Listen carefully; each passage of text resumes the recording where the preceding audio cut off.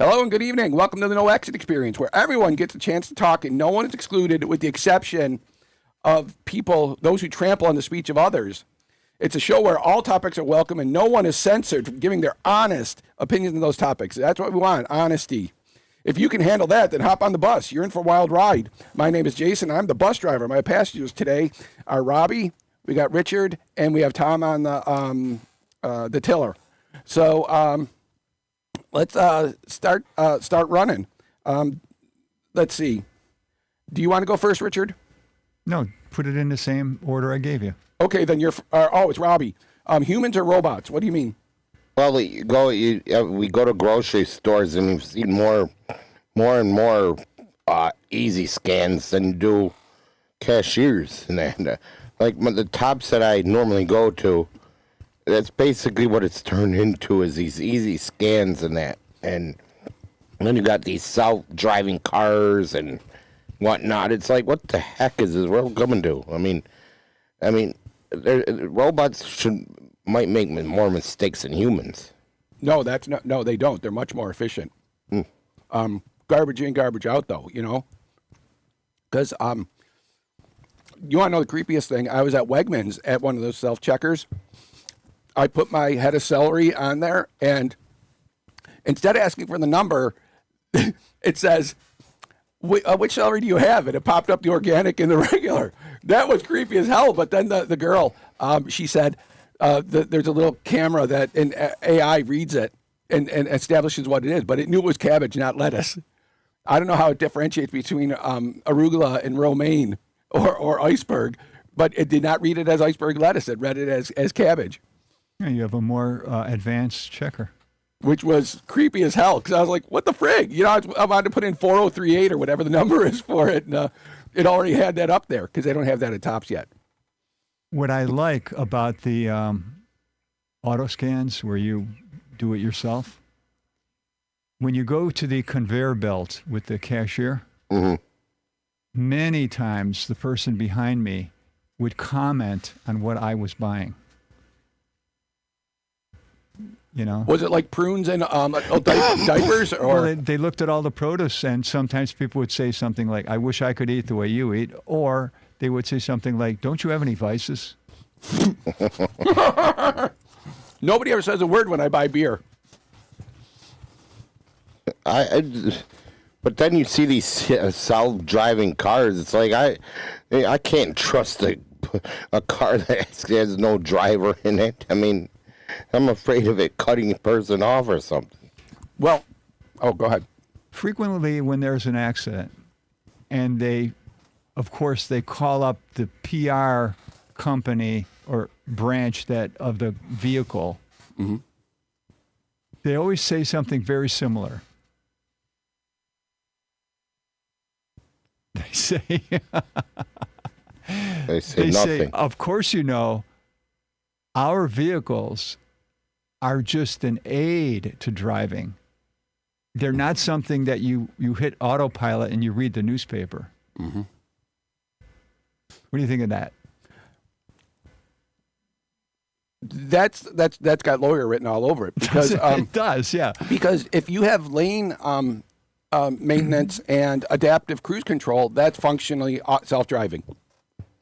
So do you think like there's a temptation if you notice that the car is doing a good job? I think I will look at my phone or do something else.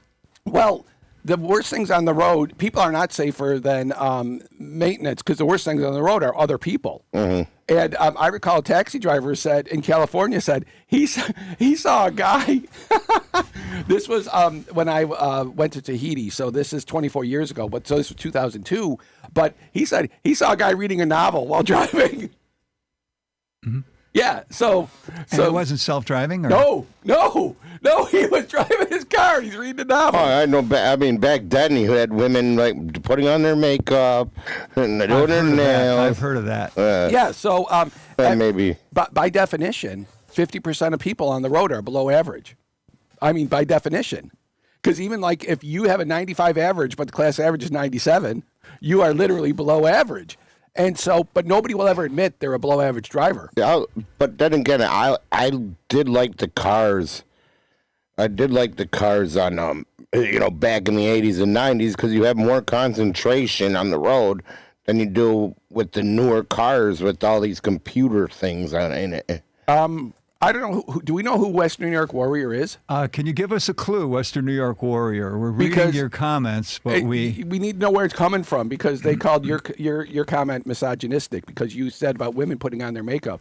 Even though that's anecdotal, I've seen it. It's not nothing feminist or anything. It just, I mean, when you're putting on, like, people are not concentrating on the road. It's really what I meant. It's nothing. Well, it's all the distracted driving, so it's just. I do. Do you, Jason? And you do, don't you, Rob? Have a driver's license? I had it suspended for, but like what? Seriously, what is he alluding to, or who? That person, I don't even know who that is. What? I've never had a DWI. Nope. I never have. No, and I have 0 points on my license. I've been pulled over 100 times, but I have no points. You've been pulled over 100 times? Yeah. And why do they say they're pulling you over? Usually for speed. And then how do you get out of the ticket? I treat the officer with respect. I don't bitch. I make it safe for them. I turn on my interior light. I put my hands on the steering wheel because a pullover is a very high stress thing. That's why do you think they put the light, the spotlight into your mirror? Or why do you think they wear the reflective sunglasses? Because that if you notice, they stand over here. So if I was going to shoot them, you want to know how you scare a cop? You have the center console open. Because all you need is to, playing the people are right-handed, so they're going to reach out like this. Like I'm left-handed, I can't put a gun out like that. Yeah. So what I do is, they say, "Do you know why I pulled you over?" And I said, "Probably because I was doing 72 into 65." And that was even in the 90s. There was a guy, a police. I was zoning. I was driving my truck, and it was in West Virginia. And the guy, he wrote me for 84, even though I was doing 89. He circled that, but I said, "Well, thank you for pulling me over because I could have had an accident." Western New York Warrior, we have a hypothesis to who you are. Well, if you're a hammer, everything you see is a nail. And you can make every.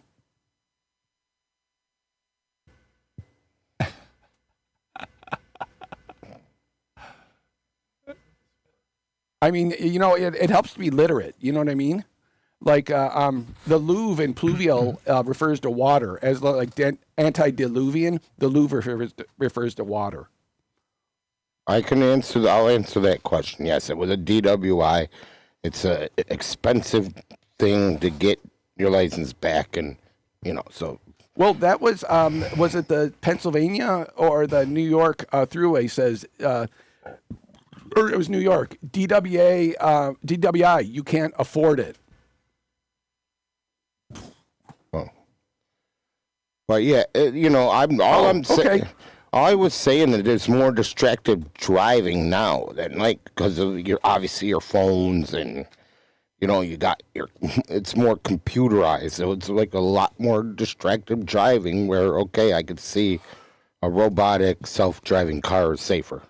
Well, but not yet, but it will be one day. Machines are more efficient, but also even it was I think 2015 what the on the nascent self-drivers, even the Google self-drivers had 11 accidents because some things are unavoidable. If it's avoiding like debris in the roadway, it can sideswipe another car. But then I saw the story on the news earlier this week about a Tesla that just sped up and blew through a crossing guard and just missed a transit train hitting it.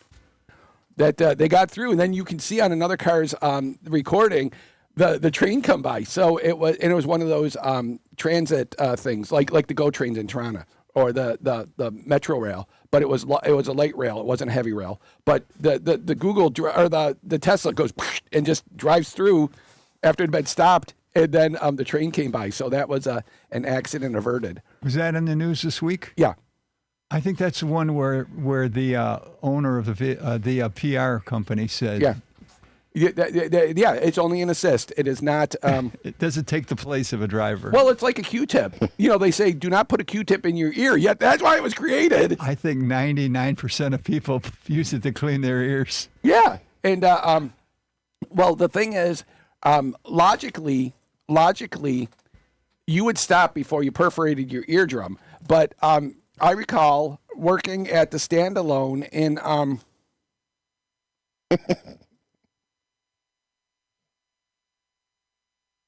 Oh, well, the estimate is somewhere between 80 and 100 times, but it varies. Drunk driver drives before they get caught. And that was on the Matlock we watched last night, that a guy was drunk. And, Is that the female Matlock? Yeah. The thesis was the guy was driving drunk, but it turned out there was another story, but he was still in the car drunk. But he'd thrown up on himself, and that because somebody got hit, and they wanted come to justice. Is Kathy Bates as good as Andy Griffin? Now that is misogynistic. They transed Matlock. That is absolutely misogynistic. So, yeah. What do you think? Is Kathy Bates an improvement? Well, it's not the same thing though. That's part of the whole story. That because she says. I'm old like Matlock, and she, but that's not even her real name. It's not like Ben Matlock, old folks in it, Yeah, but what do you think of the people who said we can resurrect this show? Well, let's get Kathy Bates. Was that a good idea? Well, yeah, she's an incredible actor because like Philip Seymour Hoffman, she's not traditionally beautiful. So they can play everyman roles, and Kathy Bates is an incredible actor. And so she's not classically beautiful because you wouldn't have all these beautiful people. I call it the Mission Impossible effect.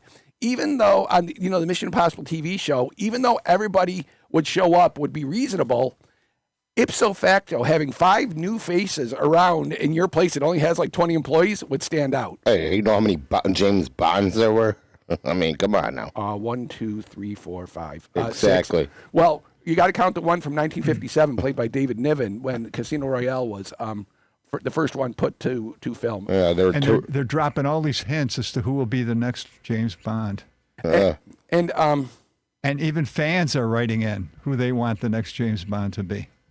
Well, the one thesis was that it's a title. It's not like there's not a James Bond that you take the role of James Bond, but that would be like 007, like 001 through 009, only a limited number of agents that were licensed to kill for Her Majesty's government in the line of duty. You can't, that's not a license to kill, it's a license to kill in the line of duty, just like in war, it's not murder.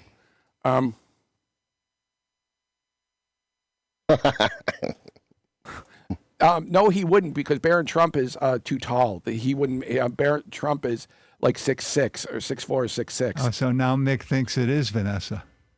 Well, making if you don't know your audience and you start shouting out either pro or anti-trans stuff, it's agent provocateur. That because well. That's like the joke. Did you hear about the CrossFitter, the vegan, and the trans person? Well, you didn't have to because they'll tell you in the first 2 minutes. And, can't change your mind, won't change the subject, so that, because really, what is the deal with women on ships and gay people in the military and trans people in the military? They want to be the best soldier they can, and if they're trans, that doesn't affect their job. But there's a reason why 100-pound women don't play pro football because they could try, but they're going to get thrown around and beat up, And so it's not. If you can, we started with 410 people in my class, and we graduated 200 even. I mean, a lot of guys couldn't make it through military school. So, the first woman made it through SEAL training about 5 years ago, and 2 women have completed Ranger training.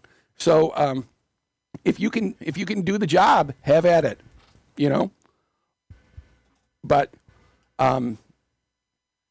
you right now you wouldn't be a good doctor because you're not trained as one. You know what I mean? I would not be a good photographer or engineer because I don't know how to do it. And that's the question about on-the-job training versus regimented structure training, because there was a nurse who said the patient had a cabbage, and one of the attendings, when I was an intern, said, "What does that stand for?" She said, "It's cabbage. It's coronary artery bypass grafting." It's like the TURP, transurethral resection of the prostate, or the best one is the ERCP, endoscopic retrograde cholangiopancreatography.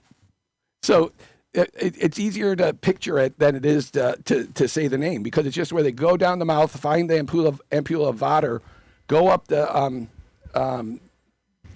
duct, the bile duct, and then you can look at the pancreas, which is like one stop on the thruway, or you go up and you can look at the gallbladder or into the liver with a camera. So that's why ERCP is, or now there's MRCP, magnetic resonance cholangiopancreatography. So, and the nurse didn't know what the cabbage was. They just said that, and if you don't know why you're doing it, that's why paramedics are technicians and they're not doctors. They just follow a recipe instead of using their heads. And I can say that because I was a paramedic for 20 years. Okay, so that's completely beaten to a friggin' pulp. We beat that up. Yeah, so next one is Trump deifies himself. So can we put up that picture that I sent you? Tom, you have to look in the text messages that I received.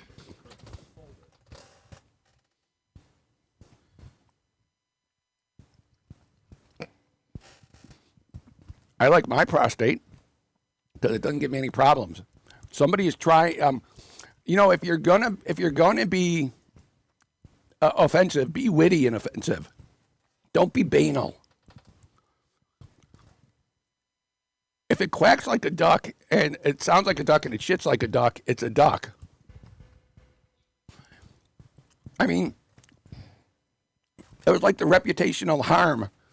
That there's a maxim in law that you can get to a floor when your reputation can't be harmed anymore. You can't be damaged anymore. Do we have it yet? Oh, he'll put it up. Don't worry. Well, because the thing was, it was a picture that... is that it in the lower corner? No, that is not it. Oh, okay. No, why would I do that? No, it's a picture of Trump. It's small. I don't know what it is, and I don't know. That, no, that's not it. Hey, that's a good one. Hey, go Well, Sabres. That, I thought you sent it to me via text message. I did. Oh. So it would be near And you the- said, give me a name or give me a topic to go with this picture. You found it, Tom? I think he found it. I think I know what picture you're talking about. Well, you got to see it because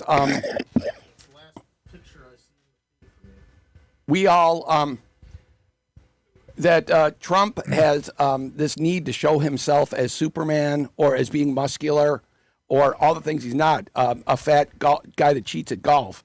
And there was a picture of him with a light in his left hand and putting a hand on the guy's head as if he was healing him. Can you find it for Tom? I found it. Oh, okay. Okay. Because there's another story that goes with it. Because people like Jim Jones of the People's Church, he wore a clerical collar. That's what he all the time. But it wasn't a black shirt; it was like a tan shirt. But he wore the collar like a priest or an Episcopal priest does. And yeah. So, do you know how many doctors dress like that? He said that was because of the Red Cross, because you see the healthcare people. Nobody sees that except him. And if you look in the back there, it looks like Sauron, behind him, or Dr. Octopus, if you focus in.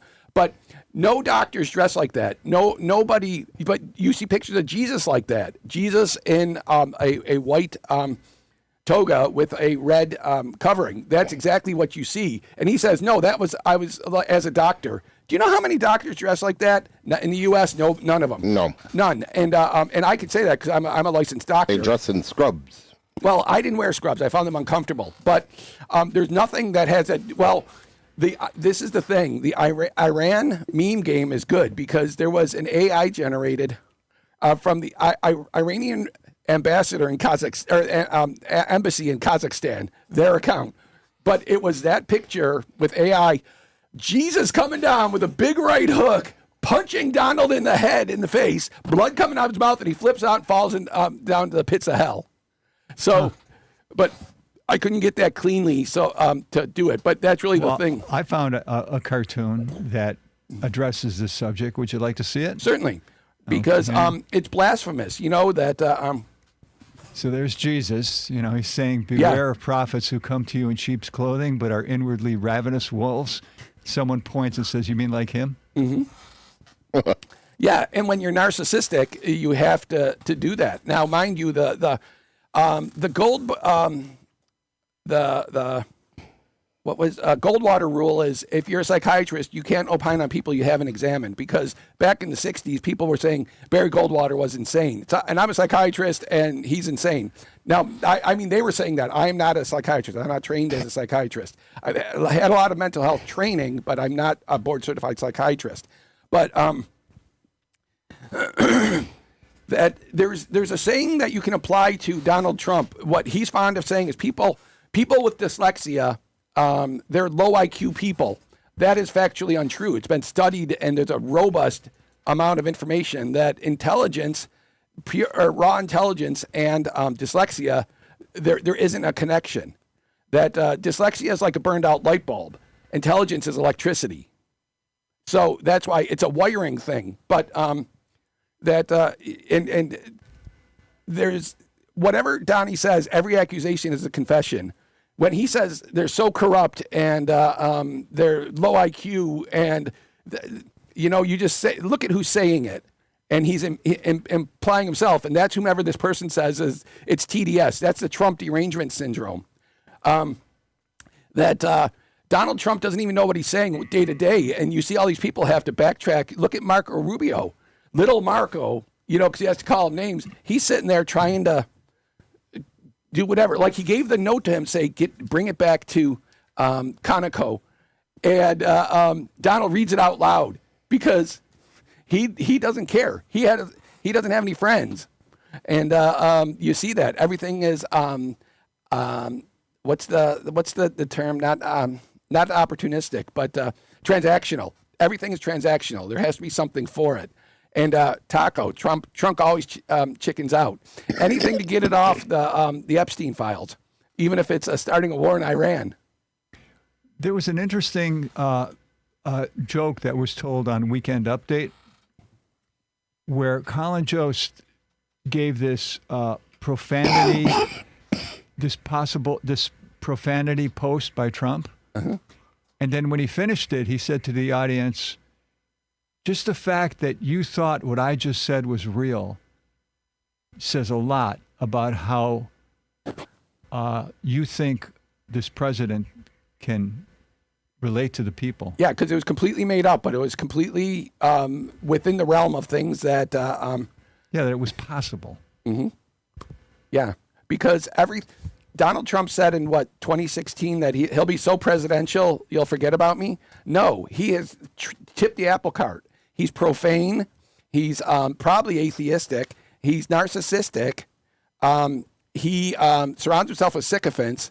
The way to get to him is tell him the great job he's doing, or give him a trophy, or give him the Clean Coal Award, or the FIFA Peace Prize, because he wants. And that woman from South America gave him her Nobel Prize medal.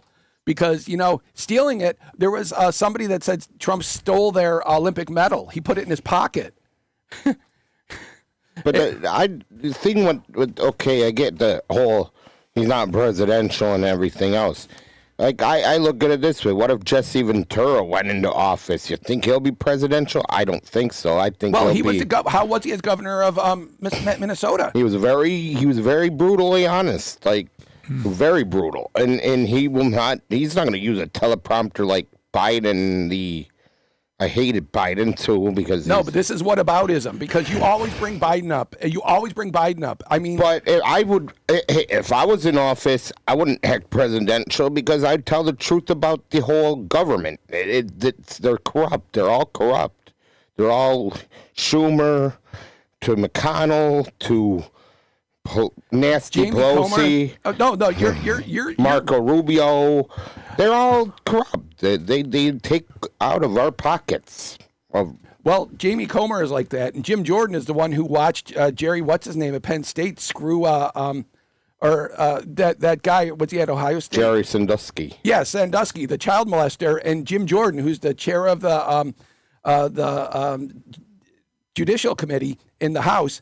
The thing is, though, Jordan went to law school but never sat for the bar. He's not admitted to the bar of any state, but he's the chair of the Judicial Committee.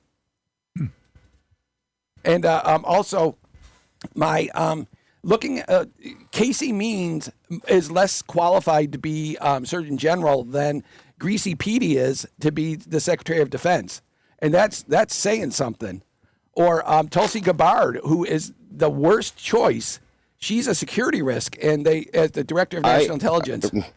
I mean, I honestly think the Secretary of Defense should go to anybody that was in the military, like Donald Rumsfeld was. Mm-hmm. Like he was in the what was it, Army or something? He was in one of the wars, but he was a good Secretary of Defense, although being under Bush. So you would prefer somebody who had hands-on experience? Yeah, if you're a Secretary of Defense, not coming from somebody in the media like Pete, whatever his last name, I don't know. Well, he was in the National Guard, and he, I mean, that's the thing. You would think on paper he would be okay, but he only made it to major. He didn't even make it to lieutenant colonel like Tulsi Gabbard did. So he only knew it at a company level. He didn't know it at a general level. You know, he says like, so a general should be out PTing instead of making war plans, you know? Because you got to look good. Because if you look good, it doesn't matter how good you are if you look good. Plus, I don't think that Secretary of Defense should be even a Democrat or Republican, because you have to have,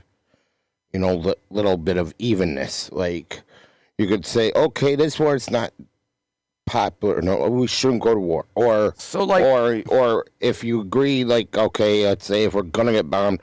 Hey, let's go to war. Okay, so go ahead. Dr. Harold Brown, who was actually a nuclear physicist, who was Jimmy Carter's Secretary of Defense, or William Cohen, you can know defense without having been in the military, especially depending on what you do in the military.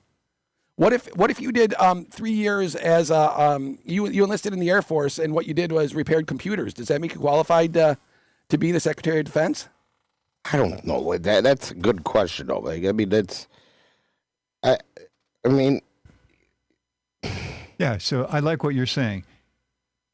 Hands-on experience means literally hands-on experience, not that you're just in this group of people.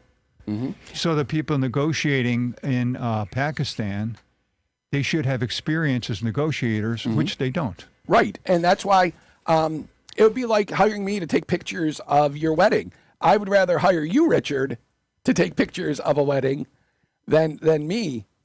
And we got another. Oh yeah, I'm just counting it because that it's all provocative. It's agent provocateur. So you insult people's sexuality because they think that's where you're most insecure.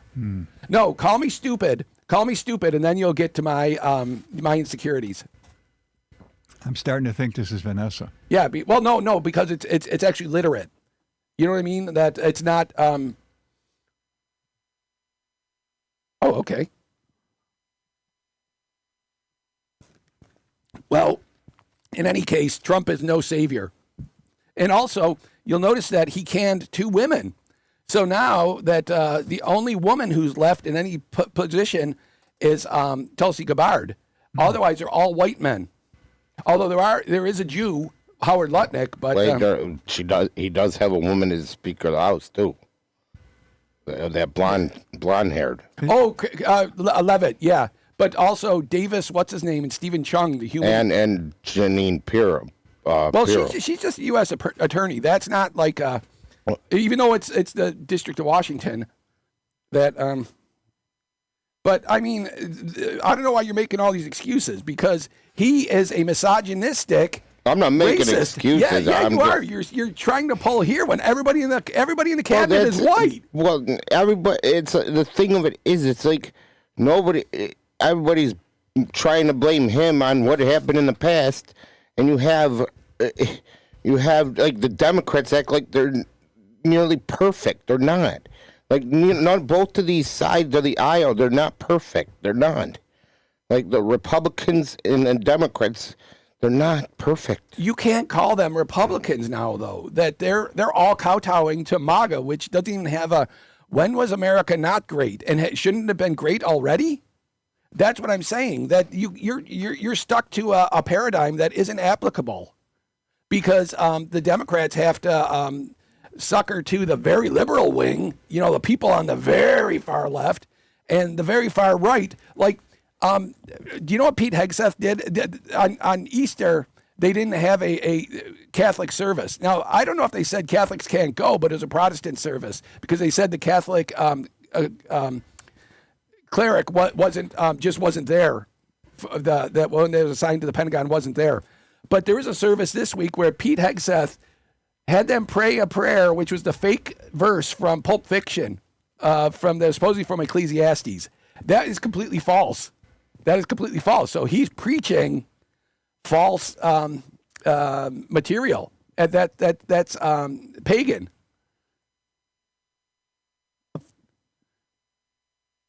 I'm ignoring whoever this person is because they're looking for abuse. So, Richard, symbolic protest. Or does anybody have anything else to say about Dumb Donnie? Okay.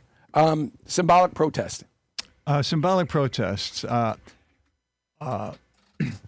There's a famous novel by James Joyce called Ulysses. Right. And you can find all these little clues, if you study it carefully, that have to do with the city of Dublin. So many, in fact, that every day on June 16th, which is when the novel supposedly took place, you can go to Dublin and you can walk to every single scene in the novel where they have little displays put up and everything. And people from around the world go to Ireland for that day. They call it Bloom's Day because Bloom is the character in Ulysses. But I like symbolism. So when I saw this in the news today, I thought, this is brilliant. This is brilliant. So when the Iranian negotiators got invited to go to Pakistan, participate in the end of the war talks, they arrived in Pakistan on a plane. You know what they called the plane? What they had the title of the plane to be? It was called Minab, Minab 168. Interesting title for a plane. Minab is the school of girls that got bombed by the U.S., and 168 girls were killed in that strike. Okay, so that's that, right?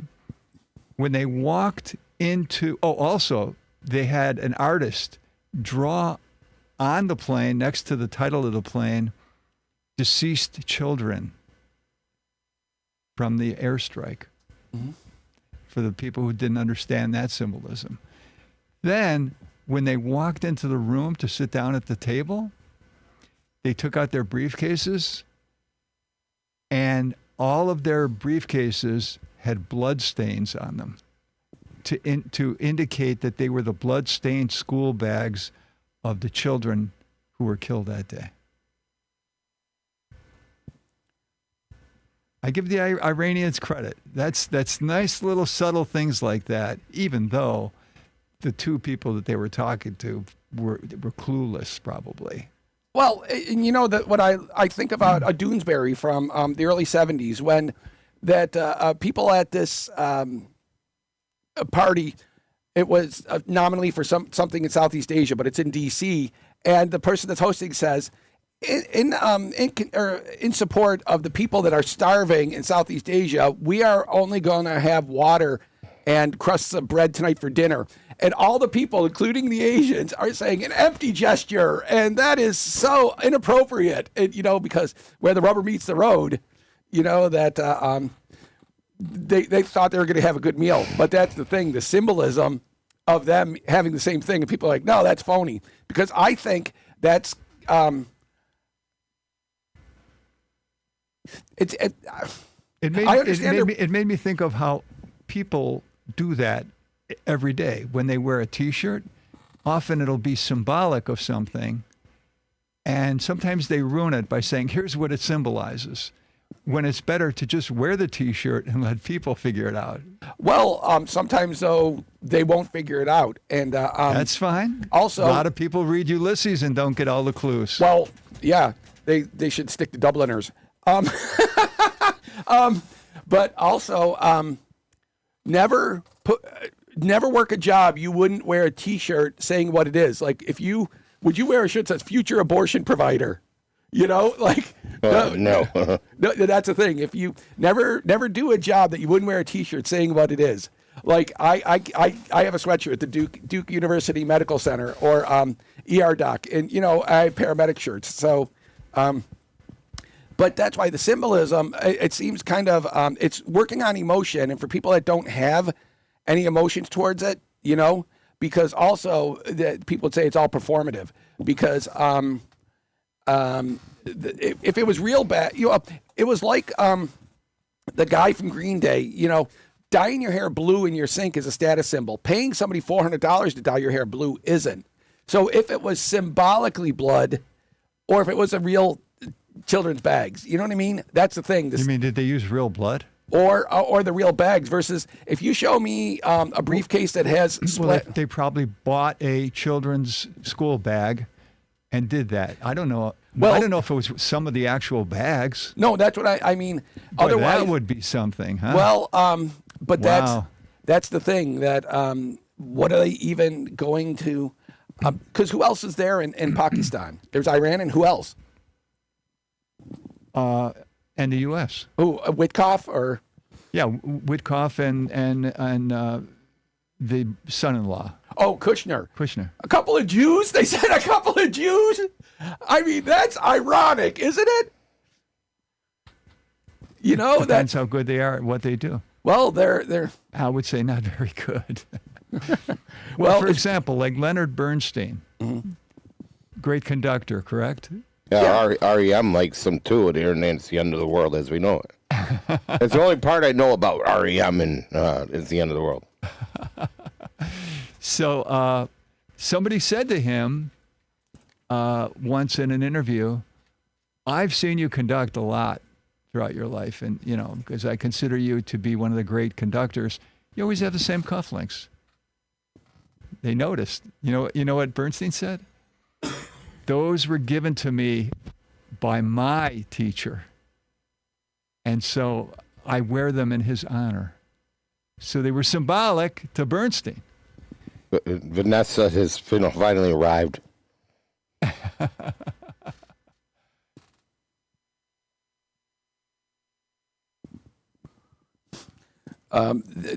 Talking about soy is oddly specific to Vanessa. So to deny that is... Yeah.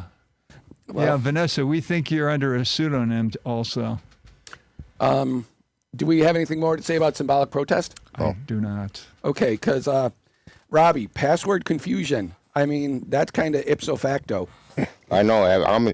Now you got like these patient portals. You got all these different streaming outlets, and then and you gotta keep your track of social all media.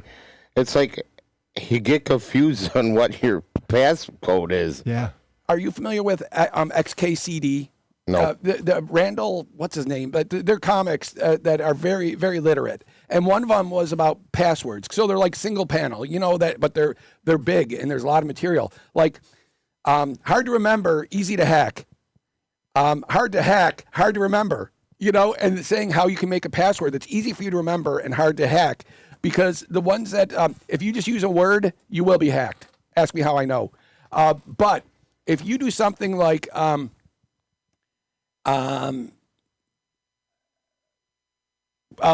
Richard well, I don't know what your middle name is, but you do it with capital letters, or Rick, whatever, Wick, put in like piece of your social security number and a question mark.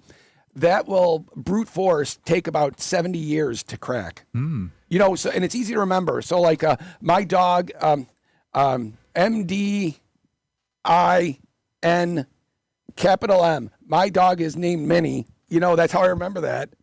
That's, for example, that a sentence like that. Or if you And if you put in like a exclamation point.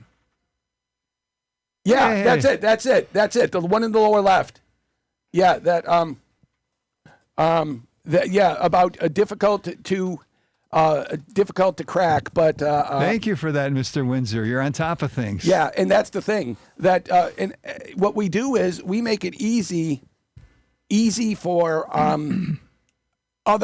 for machines to crack and difficult for us to remember, because like the ones that are auto generated, by Apple, they are never similar, and if they're not similar, you'll never remember it. So if you're not at your computer, and what defeats a password when you have it written down? But Well, if it's that's where Mr. Windsor helped me out.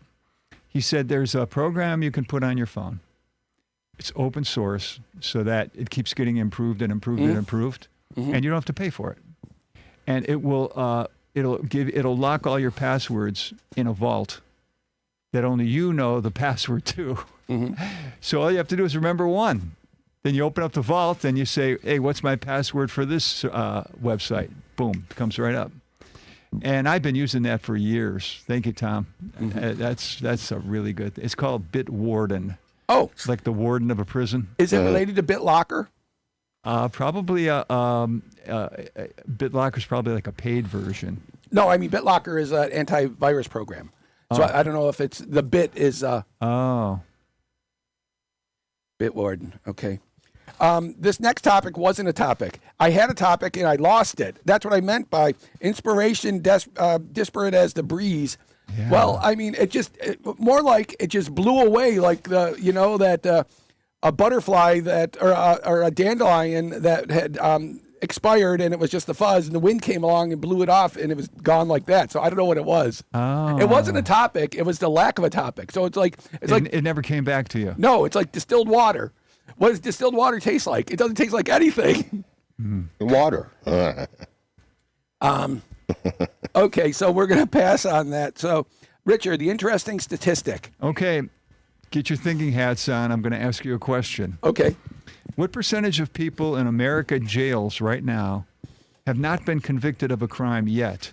They are simply in jail awaiting their day in court. Well, this is a What trick percentage? question. I'm going to say about 25%. 25? What would you say? About 65. 5.5? 60. 6.5. Yeah. And Vanessa, how many would you say people are sitting in jail right now just waiting for their day in court? They may be totally innocent. The clock is starting, Vanessa. Just type in two numbers. No, How is pop recycled beer? Yeah. so, well, just Okay. You want to know the answer? 69. Very good, Vanessa. The answer is 70% of everybody in jail right now See, we were close.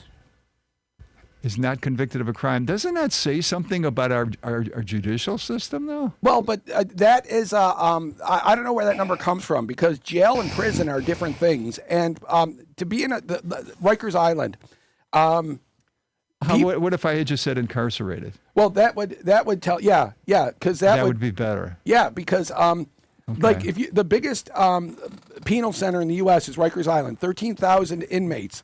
There's people there that are up to 364 days of their sentence, or they're awaiting trial. So your mass murderer will be there next to the guy from Long Island who has a DWI. They're right next to each other, And so there's really shitty people there. Then they're going to get their trial and they're going to go upstate. They're going to go to Dannemora, or they're going to go to Attica or Ossining, Yeah, that mini-series called The Night Of talks about that. Yeah, And the effect it has on the people who are incarcerated. well, there was a guy that I didn't recognize him, but the most I ever saw, because we were the closest hospital to Rikers Island when I was at Elmhurst, a dude comes in, he's shackled, to the waist, to the feet.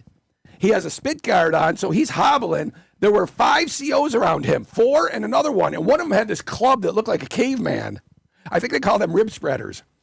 I don't know who this guy was, but they're walking him in my hospital, and I just was like stepping back because Did you treat him? No. Because if I was on the floor, I wasn't in the ED, and I don't know what he was coming in for. And we had a women's lockup on the 5th floor, but we didn't have a men's lockup. If they needed to be inpatient longer than a day, then they got sent down to Bellevue.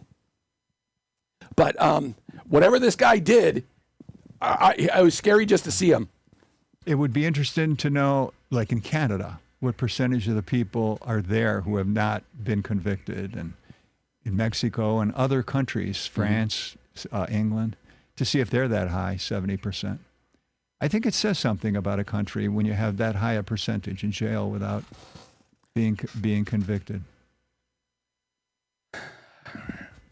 Yeah, as I think about it, because what I think is what should be more telling is the amount of people in prison with a 1 year or more sentence. Like, do you know what it's really difficult to do in Canada? Keep somebody in prison forever. Like, a rarity is Paul Bernardo. If you remember, the murderer from the 90s who killed the 2 women, including the parents that locked the girl out, Leslie Mahaffey. Tough love, they locked her out. She gets picked up by a serial killer and gets murdered. Wow. Yeah. And also he was a Scarborough rapist. So he was the one whose wife got the sweetheart deal. She said she was a victim, but she was as complicit as he was. And once she got the immunity, that they said, wow, we screwed up. Also, he videotaped everything, and they couldn't find it till he told them. You know where he hid the tapes? In the light fixture. That they had like fluorescent lights in the house, and they were up there in the corner, and so you wouldn't even know it. And if he didn't tell them, they wouldn't have known it. Did you hear about the singer who got pulled over, and they found a body in his trunk? Yeah, his name is like David, but spelled with letters, like a 4, and yeah. Yeah. Well, Now, if you're his attorney, how are you going to defend that? He doesn't know how it got there. Well, you want that reminds me of somebody online said when they were a resident in Philly, a woman had her kid. She's right there, and she's in labor, and she drops the kid. She said, "That ain't mine." So, Rob, how are you going to defend your client who says you were pulled over with the body of this missing girl in your trunk? I wouldn't know. It's like you got to find out the story. Find out, like, okay, what happened, and yeah, who did you let, like, maybe who did you let borrow the car? That's what I guess. That's what It says it was my car, or there's no body in there. But one thing that the attorney will argue is if they had probable cause to pull him over, because if they don't have PC to pull him over, they can throw the whole thing out, including that dead body is fruit of the poison tree. That sounds like a strategy some lawyers would use. Oh, they try it all the time. Although I think a good judge will just see through that. Well, probable cause, man. Gets innocent until proven guilty. So if it's a broken taillight, or if you're weaving, or do you know how 90% of drunk drivers get caught? Please tell us. They don't turn their headlights on. That they're drunk. They don't even realize it, and there's enough public lighting that they're driving without their headlights on. That gives them the police probable cause to pull them over. So, okay. Okay. Are we anything else on the stats? No, I have nothing. Okay. Robbie, Minnesota protest. Yeah, they're still doing that anti-ICE protest, and there was a journalist that was part of the Turning Point USA doing like journalist work. These anti-ICE protester, a guy came up. Well, first of all, one woman came up and like was pushing her and everything else, But then this one guy came and just shoved her right to the ground. And I thought that was disgusting to see. I mean, a guy pushing a woman to the ground. Now, was the guy a member of ICE? No, he was anti-ICE. And he pushed somebody to the ground? Yeah, was a journalist. The journalist pushed somebody to the No, ground? it was the journalist was shoved to the ground. Oh, I see. Oh, so there are pro-ICE people who go to these demonstrations, you think? Yeah, that Turning Point USA is very, very right wing. I mean, they're very Christian national. Oh. Charlie Kirk advocated for the white replacement theory.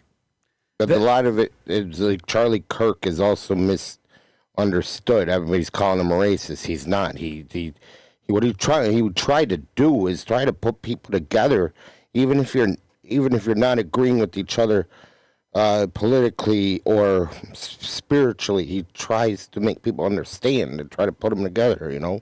You know who wasn't misunderstood? Was Mr. Rogers. Why didn't he have to have people explaining for him? Because it was always a beautiful day in the neighborhood. Well, do you know what the white replacement theory is? I think it's happening now.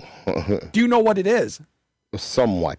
The white replacement theory is sociologists say it's bullshit, but that's when people say them foreigners are taking our gerbs. You know, that foreigners take their jobs in the U.S. is white people are being replaced by minorities, because that's when they get into the U.S. as a fundamentally white Christian nation. That's what they say, Yeah, which is not true. Like I watched some of Mark Dyson. He's saying like how much of like whites are going to become a minority, basically. Yeah, but that's the thing. That is that a bad thing? Yeah, that's how I look at it. You know that because I mean, things change over time, right? and having an all-white military and having all-white government, white male government. Well, when does it become the Handmaid's Tale and women are just used as breed sows and Yeah, breed if somebody said to me in 100 years the United States will look like this, I'd say, well, I'm not going to be here, so does it really matter to me? Your prophecy? You know? Well, think global, act local. That's the motto of the Hard Rock Cafe. You know, you can only affect your little bit, but if everybody affects their little bit, a whole bunch of little bits make a lot. But it's like what I was saying with this protest. I get why the anti-ICE protesters are mad because of what happened, but you cannot go that far. It's like that's the problem with politics, with this whole Democrat far left and far right. They're getting too nuts. It's crazy. It's like some of these people protesters will scream in your face, and it's like, what, you know, do you want to debate or what? And they don't want to debate. It's like, okay, like, hey, I'll go, and Schumer's lying about it, and they'll say, oh, he's not, he's telling the truth, and blah blah blah, and they'll scream in your face, and won't let you talk. But that's what Charlie Kirk and the Turning Point try to do, trying to put people together to debate peacefully. Debate peacefully, not go psycho and push a journalist to the ground. Well, what do you think about people with their phones and showing all the excesses of ICE? For every one journalist put down, I can give you 10 ICE members pushing people to. But how many times has a phone? You know, like some of the videos that start late, like we're not seeing the whole thing, and then like you got obviously the media, MSNBC or whatever it is, CNN and Fox, all descripting it differently. Like you don't have that fair and balanced news anymore, and they're going to depict it one way, one station, and then the other side is going to depict it. Like, look at that Kyle Rittenhouse. He never went there to be violent. He was a firefighter. He tried to help people that got hurt, and then he was putting out a fire. They didn't show the whole thing. He was getting attacked, and when you're going to get attacked, you're allowed self-defense, and he shot the people that. Now, I'm a big believer in law and order, because people that complain the loudest about police are the ones that complain when they need police. They will bitch the loudest they're not there in a second. And there's a truism, or not a truism, but there's a statement: when seconds count, they're in minutes. You know, that's for police, and police do not have. The Supreme Court said they do not have a mission to protect people. That is, they are not required. Isn't their motto protect and serve? Well, that depends on your department if that's their motto, but that's not. I've seen that on police cars. Yeah, but that's not. That doesn't hold water. You can't sue over that being a false statement. Here's an interesting fact. So Charlie Kirk was shot when he was giving a speech. Yeah. What was it? What did he say just before he got shot? I don't know. It was something religious. Oh no! Just Oh the no, opposite. I don't remember like how many people get shot, and then he said over 1,000. That's right. That's exactly right. He had just finished saying, mass shootings are the acceptable cost for having the right to bear arms. I mean, Man, that is irony. yeah, I mean, you live by the sword, Holy you die by cow. it. But because the argument about ICE is why their faces are covered and you can't see their badges is because they don't want to be doxxed. What are they doing that they don't want to be doxxed? Because there are 2 million law enforcement officers. No, don't interrupt me. There are 2 million officers in the U.S. whose names and badges and faces are visible every day. Well, you're right about that. It's like, I mean, that's what I agree with you. I don't understand why ICE is covering their face if you're going after illegal immigrants, in which obviously they're not doing it legally, the ICE is, so they're going to cover their faces. But I get what you're saying on that one. Like, if you're going after illegal immigrants that are rapists and murderers, why are you covering your face? Do you know how many rapists and murderers they pick up?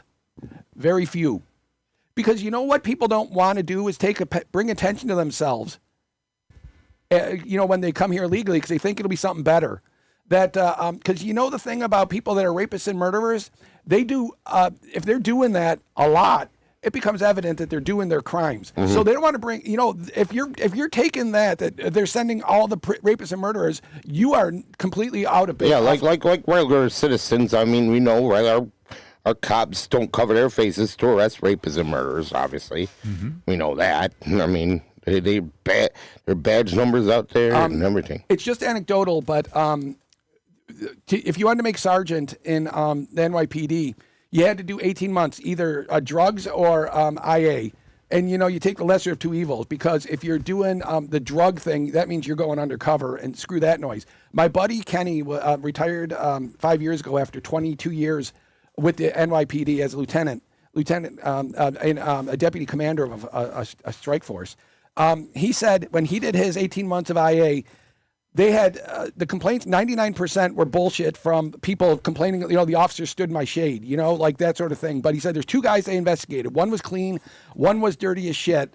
And that was, that guy had to go. But I mean, saying that there's the police are murderers and rapists, well, No, I'm not saying it. They're arresting murderers and rapists, and they're not covering their face. all right. Well, Yeah, that's, but can I say another thing about the police? Now, you remember when like the news media is just showing like, oh, police just beat up blacks. No, they don't. If you are attacking a police officer, they're going to attack you back. I mean, there's no race to it. Mick, thanks for sticking with us. yeah, that It's giving us a thumbs up. hey, I'll take it versus the logorrhea that or the that and a lot of the people that protest, it's NIMBY. Get all the illegals out of here, except for the ones I like. NIMBY, not in my backyard. I hate immigrants, except for these guys here. These guys are good. Yeah. Get rid of all them. And That has to do with when you focus on the abstraction instead of the reality in front of you. because, well, my guy is from Guatemala, and his family got murdered, but he's a great gardener, but Great gardener or somebody who does favors for people or he's a on the nice street guy, the whole time. Only 45 seconds left, so I got to say this quickly. So one of the PAs, when I was in residency, he said in his apartment complex, there was an apartment that had 10 Mexicans living in it, and they did construction. At night, they'd come home, 5 p.m., they'd have 5 cases of bud. They'd all have their half a case till midnight, listen to music, not too loud. And then they'd go to sleep, get up 5 a.m., work all day, do that again. That's all they did. They didn't create any trouble. They would just drink their beer, sleep, go to work, go back. Okay. So, can you give us a Go Sabres? Go Sabres. Let's go, Buffalo. Sabres. Yeah. And any comments, you can contact us on our socials, or if you have my number, you can text me, and if I haven't blocked you. And yeah, go Sabres. Have a great weekend, y'all.